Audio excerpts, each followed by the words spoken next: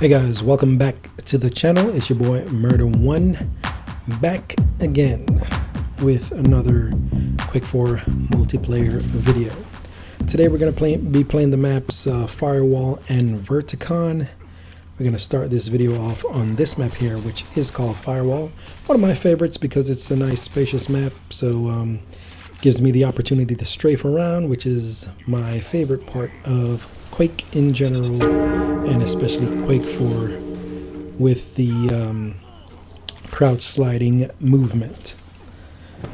For those of you who don't know, originally Quake had more of a, like in the Quake world or Quake 1, it had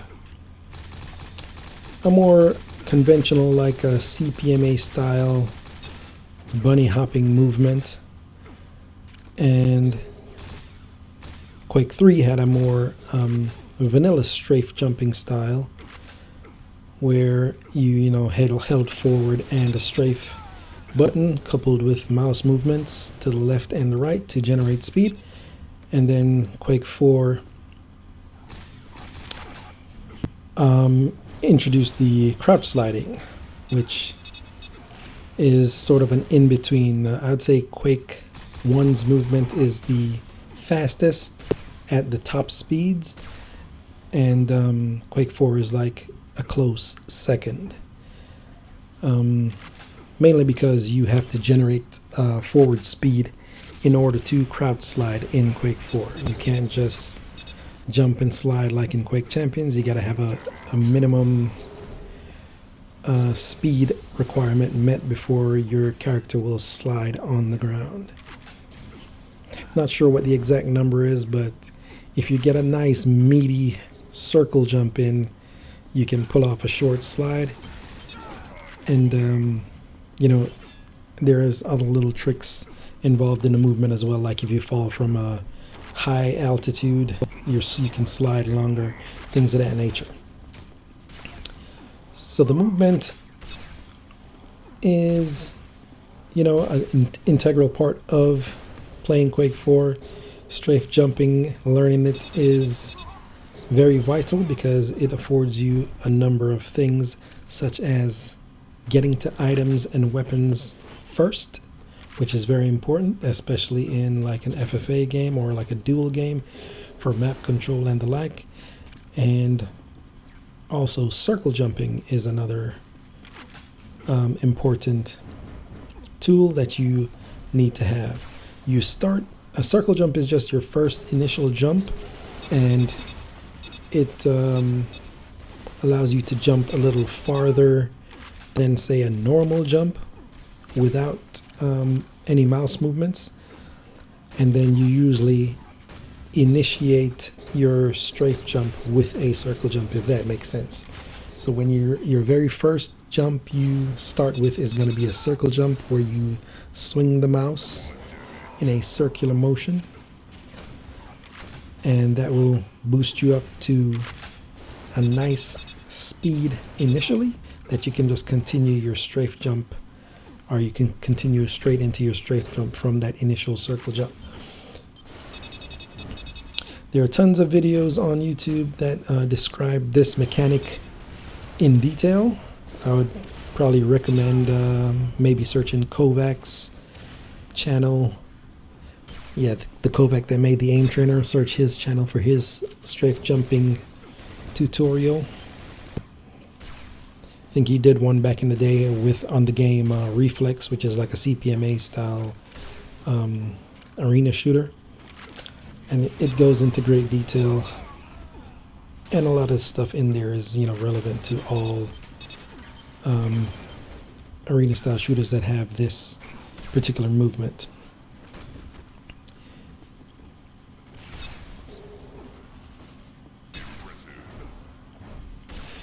So yeah, and the crouch sliding now is the other factor. So you got circle jumping, strafe jumping, and then the crouch sliding. All three of those is what you see me use in these games. And the crouch sliding allows you to maintain your speed when you go around corners. So it keeps the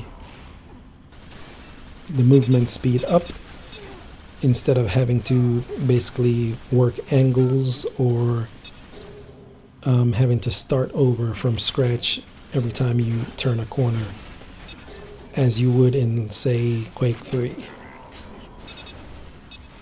The vanilla Quake 3, that is.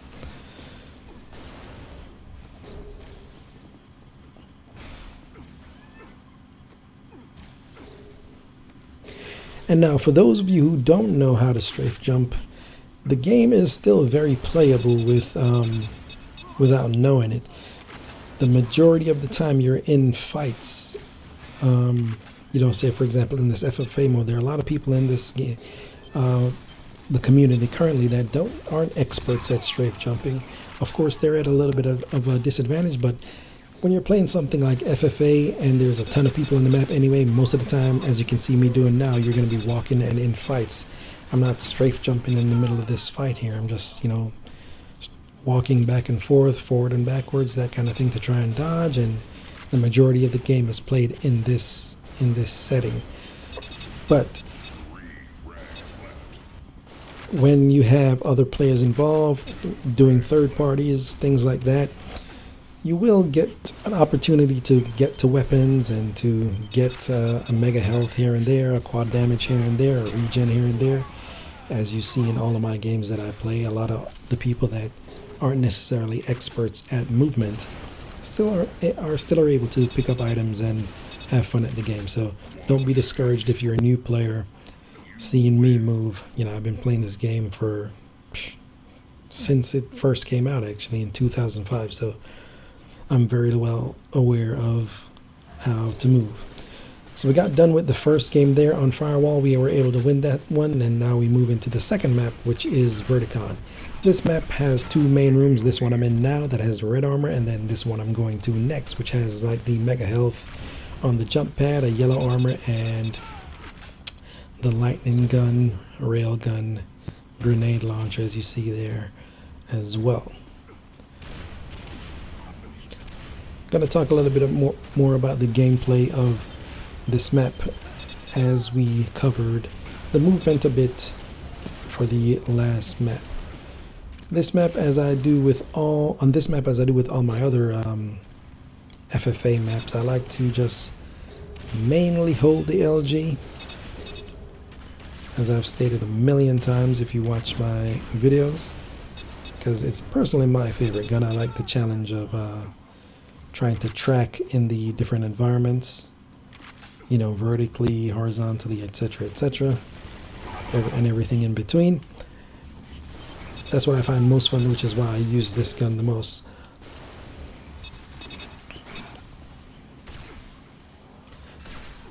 So we're able to jump out to a 4 frag score to begin with, and I'm going to try to pick the mega health up here. In Quake 4, the mega health spawns every 35 seconds, and the armors are every 25 seconds. I personally don't time them when I'm playing FFA. I just, you know, bounce back and forth. So if I got the red armor last, I just go to the mega health and wait around, and vice versa. If I got the mega health, I just go to the red armor room and fight there, that kind of thing. So you'll get a fair share of those items during the course of the game, and you'll of course miss some because you're not timing them exactly. Guy was able to hit a nice shot there to kill me, respawn, grab the LG, and trying to fight here again. Able to get the kill on Jet there, go through the teleporter. The teleporter connects both rooms, as you've probably noticed already. There's the red armor spawn. He was able to steal it from me. And now we're going to make our way back to check to see if there's a yellow or a red, and there we see the yellow, so we go ahead and grab that. And I meant yellow or mega, not yellow or red.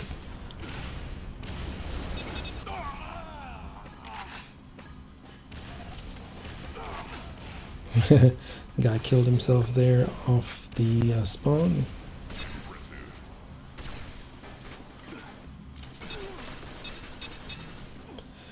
got a rail shot and then cleaned it up with the machine gun, which is what I advise. You don't really want to try and hit a second rail shot, because if you're like me, you know, the rail isn't my greatest strength, so it's fine to use it initially at distance, and if you manage to hit a shot, then just switch to the machine gun, clean up the kill. It only takes a few more hits with the machine gun to kill them when they are on a fresh spawn.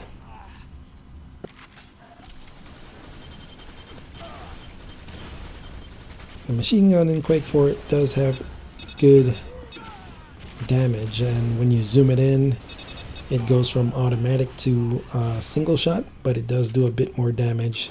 I believe 7 damage per hit in the zoomed in mode, and I think it's like 4 or 5 not zoomed in. Don't remember the numbers exactly. So as you can see in this game, we've gotten the mega health 3 or 4 times already, and the yellow armor. I'm basically holding down this room, man. This map is pretty fun to play. It's more vertical than anything else, so you have a lot of up and down fights. I'm gonna catch Hacksaw there, hiding behind the post.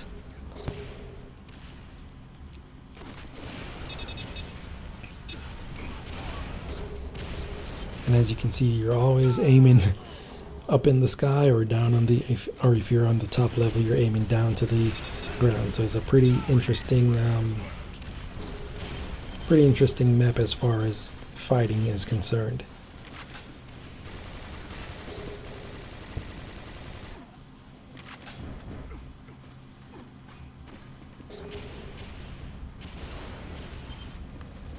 As you can see, as we were discussing in the first game, the movement affords me a lot of, you know, get out of jail free cards. I get to items first, I get to weapons first, I get to dodge a lot of damage that I would be taking normally if I couldn't move like that. I can engage fights and escape fights at will. So if you are playing Quake, any one of them, it is very important to master the movement,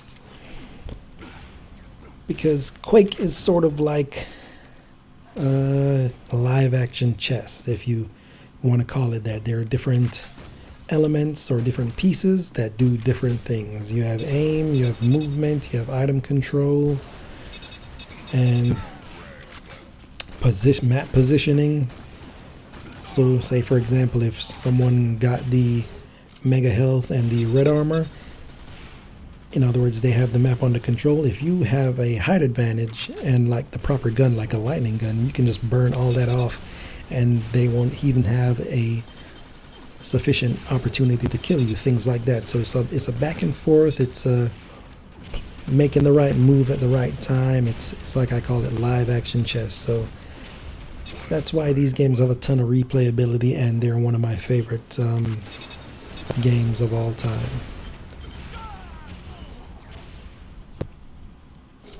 And there are a few games like that, RTS games like Warcraft 3, I used to play a lot in the day, StarCraft, things of that nature. Great games. And so we win this second one again, and that's going to be it for today. Thank you guys so much for watching.